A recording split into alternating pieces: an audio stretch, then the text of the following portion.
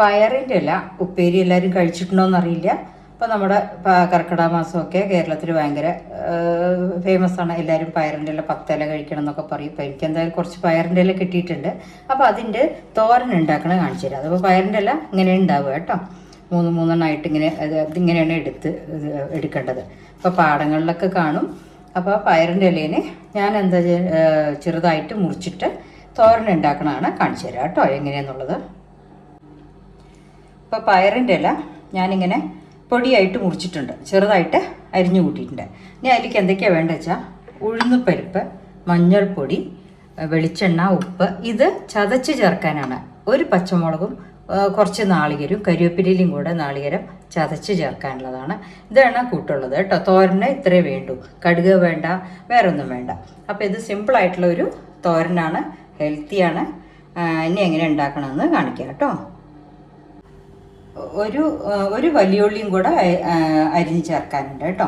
അതിൽ കൂടെ നമ്മളിപ്പോൾ ഇത് അരിഞ്ഞ് ചേർക്കാൻ, ഇത് ചതച്ച് ചേർക്കാനുള്ളതാണേ. നമ്മുടെ ചീനച്ചട്ടി ചൂടായിട്ടുണ്ട്. അതിലേക്ക് വെളിച്ചെണ്ണയാണ് ഒഴിക്കണത്. കുറച്ച് വെളിച്ചെണ്ണ ഒഴിക്കുക. അതിൽ കടുക് വേണ്ട, ചീരയിൽ ഉഴുന്നുപരിപ്പിട്ടാൽ മതി. അപ്പോൾ അതിൻ്റെ ആ വറുത്തൊരു മണം വരും. അത് നമുക്ക് കുറച്ചൊന്ന് ചെറുതായിട്ട് ഇടയ്ക്ക് കടിക്കുകയും ചെയ്യും, ഒരു സ്വാദാണ്. അപ്പോൾ ഉഴുന്നുപരിപ്പ് ഇടാം. അതൊന്ന് ചോക്കനെ വറുക്കുമ്പോൾ നമ്മൾ വലിയ ഉള്ളി അതിലിട്ട് വഴറ്റും. അപ്പോൾ ഉഴുന്നുപരിപ്പ് ഒന്ന് കളറ് മാറിയിട്ടുണ്ട്, ചേർന്ന്. ഇനിയിപ്പോൾ അതിൽ നമ്മൾ ഈ ഒരു വലിയ ഉള്ളി മുറിച്ചതാണ് അതിൻ്റെ കൂടെ ആഡ് ചെയ്യുന്നത്.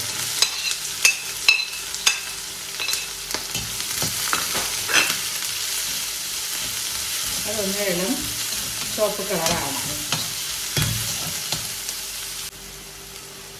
ഉള്ളി ചെറുതായിട്ട് കളറ് മാറി ലൈറ്റ് ചുവപ്പ് കളർ വന്നിട്ട് ഇനി നമ്മുടെ അടുപ്പൊന്ന് സിമ്മിലിട്ട ശേഷം അരിഞ്ഞു വെച്ച ചീര അത് മുഴുവൻ അതിലിടുക.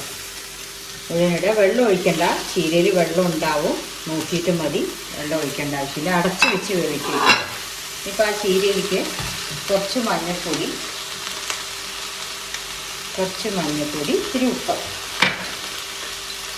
പാകത്തിന് ഉപ്പ് നോക്കിയിട്ടിട്ടാൽ മതി. ചീര അങ്ങനെ നമ്മൾ അടുപ്പത്തിടുമ്പോൾ ചുമ്മിപ്പോയ ഉപ്പ് അധികമാവുള്ളൂ. ഇത് ഒന്നിങ്ങനെ ഇളക്കിയ ശേഷം അടച്ച് വയ്ക്കുക. ചെറു തീയിൽ വയ്ക്കുക കേട്ടോ, കരിയണ്ട, ചെറു തീയിൽ വയ്ക്കുക. 10 മിനിറ്റ് കൊണ്ട് റെഡിയാകും, വേഗം ആവുന്നതാണ്. അപ്പോഴേക്കും നമ്മൾ അരവിനുള്ളത് എടുക്കാനുള്ളത് ചതച്ചെടുത്തിയ നാളികേരും ഒരു പച്ചമുളകും കരിവേപ്പിലയും കൂടെ ചതച്ചെടുത്തിട്ടുണ്ട്. അതുപോലെ ഇത് ലാസ്റ്റ് ചേർക്കാം. ഇനിയിപ്പോൾ അതൊന്ന് അടച്ച് വെക്കാം.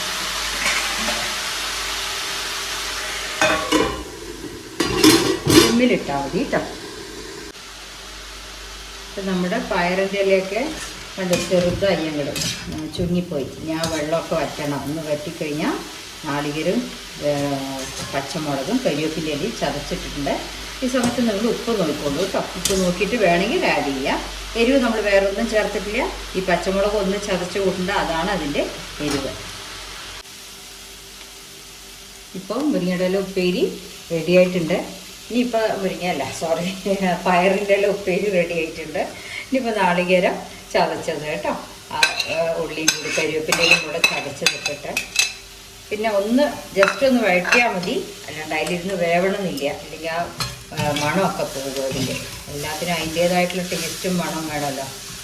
അതിനിപ്പോൾ അടച്ച് വയ്ക്കാം, അത്രേ പാടുള്ളൂ തോരൻ കേട്ടോ. ഇനി ഒന്ന് അടച്ച് വെച്ച് തണുത്ത് കഴിഞ്ഞാൽ നമുക്ക് ഉപയോഗിക്കാം. ഇപ്പം നമ്മുടെ പയറിൻ്റെ ഇല തോരൻ റെഡി ആയിട്ടുണ്ട്. ഇഷ്ടപ്പെട്ട എല്ലാവരും ഒരു ലൈക്കൊക്കെ കൊടുക്കൂ കേട്ടോ, എനിക്കറിയണ്ടേ ഇഷ്ടപ്പെട്ടുവെന്ന്. വ്യൂവേഴ്സ് ഇഷ്ടംമാതിരി ഉണ്ട്, എന്നാലും ഇഷ്ടപ്പെട്ടെന്നുണ്ടെങ്കിൽ എൻ്റെ സന്തോഷത്തിന് ഒരു ലൈക്ക് കൊടുക്കൂ കേട്ടോ. Okay, thank you. എല്ലാവരും ഇതുമാതിരി ഉണ്ടാക്കി നോക്കൂ. പയറിൻ്റെ ഇല കിട്ടിയാൽ മിസ് ചെയ്യണ്ട. ശരി, ഓക്കെ, ബൈ.